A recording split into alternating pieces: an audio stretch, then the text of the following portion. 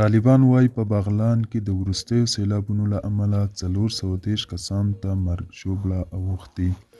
سلام، وخت مو بخیر. پام وکړئ د نن ورځې تازه خبر ته.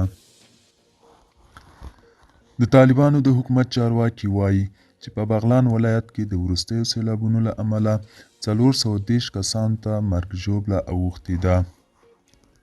د باختر اژانس چې طالبان یې اداره کوي د راپور له مخې د اطلاعاتو او کلتور وزارت د نشراتو د معاونیت سرپرست او د باختر اژانس رئیس مولوي ضیاءالحق حقمل وویل چې په دې ولایت کې د سیلابونو له امله 165 کسان مړه، 265 کسان ټپیان، څه د باندې 4000 کورونه په ټولیز ډول او څه د باندې 20,000 کورونه قسماً ویجاړ شوي او همدارنګه 1000 څاروي هم تلف شوي دي.